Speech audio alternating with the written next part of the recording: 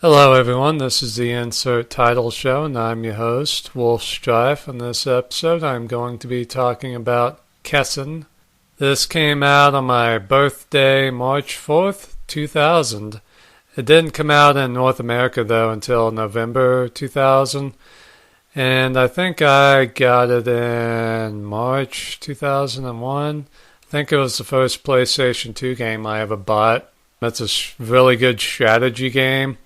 And basically the only really good strategy game for the PlayStation 2. Granted, I never played the other Kessen games, but yeah, I mean, this is a really good strategy game, but basically very important to me for two reasons. One, deals with samurai. Back in 2001, I didn't really know too much about samurai and feudal Japan, so this game kind of helped pique my interest in that subject. But it wasn't really until I saw The Last Samurai in the theater about 2.5 years later. That's kind of when I really got into samurai stuff. That, along with Shogun, Total War, and a bunch of, samurai books and movies and stuff. But this was really the first samurai game I ever played. It's made by the company Koei, who also made, all the Dynasty Warrior games, the Samurai Warriors games. They did Warriors Legends of Troy. So I'm a really big fan of Koei. The game takes place during the Shingoku Jidai, which is the Japanese warring states period, which took place from, I think, like the mid-1500s until 1615. And during that time, there was just a ton of wars going on. Basically, daimyo fighting each other for dominance, with basically three very powerful daimyo who tried to unify Japan. The first one being Nobunaga Oda, but he was unfortunately assassinated before he could complete the unification. But his second in command, Hideyoshi Toyotomi, was the first guy to really unify Japan. Then he died, and then Ieyasu Tokugawa saw his chance for, becoming shogun and started a war against Hideyoshi's heirs.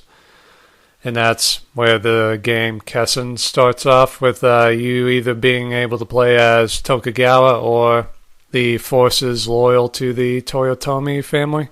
And it's a pretty accurate game. The daimyo and samurai in the game were all real people, and a lot of the characters are really cool and stuff. And some of these guys are real legends over in Japan, like Tadakatsu Honda, Yukimura Sanada, Masamune Date. I always liked Namasa-e. He and I had the same birthday, oddly enough, March 4th. Yeah, so the characters in the game are really cool. And the story's well told.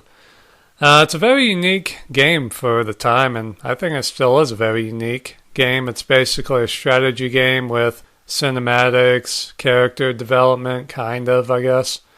The graphics are I still remember what my mom said when she saw them the first time, because she was all excited, like, ooh, the PS2, this is this brand new console and blah, blah, blah, blah, blah.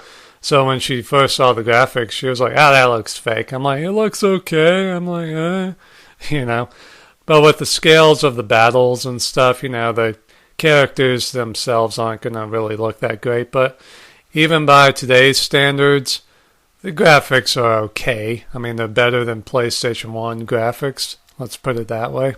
But yeah, the gameplay is very interesting. You basically get daimyo commanders, and they have their own troops. And you give them orders to move here, attack this enemy daimyo and his army. Or you can even tell them to go into ambush mode. That way, if an enemy unit comes this way, your unit will ambush it and hopefully destroy it and stuff. But you can do all kinds of stuff, like you can tell your daimyo to challenge that daimyo to a duel, and the two of them will go at it and stuff. There's also special, moves or whatever you can do.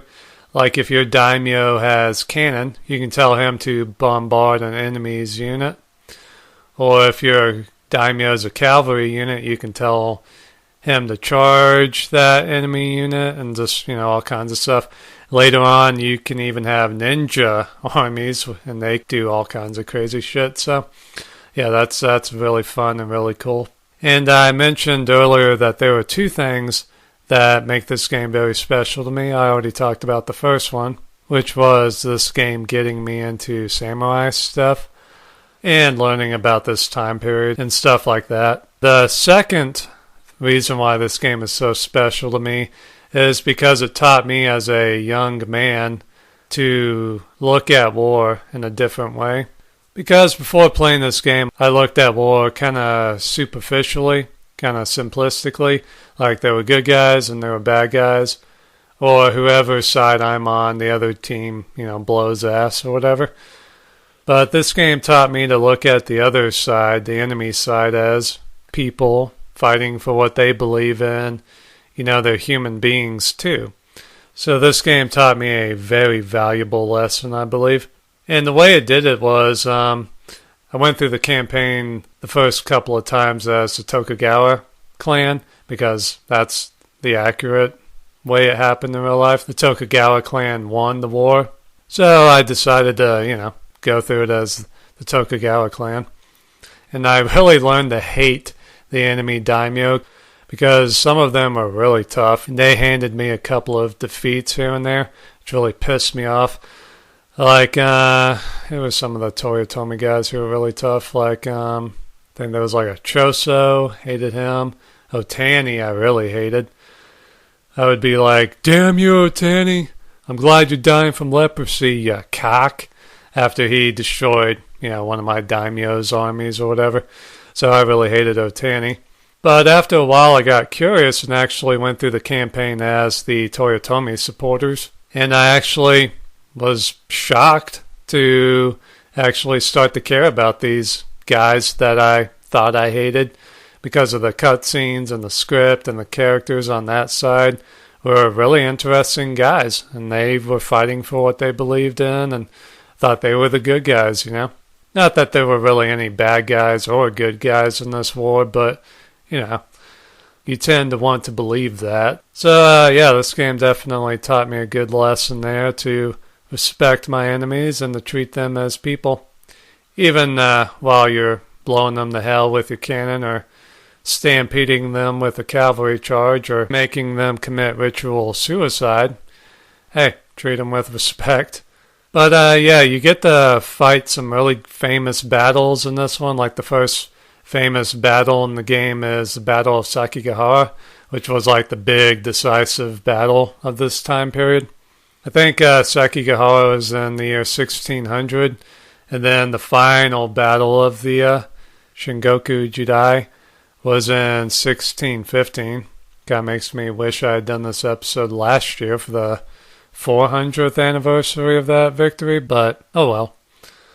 But I just really like this game a lot. The music is great, and it's still just a fun game to play. Like, I could pop the game in right now and enjoy it, So it's definitely a good game, and I don't know if it's on sale on the PlayStation Network or not, but if you can get your hands on Kessen, definitely do it. Oh, and the name of the game, Kessen, means final battle or decisive battle in Japanese, so that's a pretty cool name for the game, because, the Shingoku Jidai had gone on long enough. Hundreds of thousands of people had died during this period, so for there finally to be peace was really, really important. And when the Tokugawa clan won, they ushered in really the first peace Japan had known in, hundreds of years. And the Tokugawa shogunate lasted until, I guess like 1868, 1869, maybe 1870. So it lasted for well over 200 years. So the Tokugawa shogunate brought relatively peace and calm to Japan for over 250 years, so you can't really put a price on that. So, yeah, So here's to the final battle and peace across the land.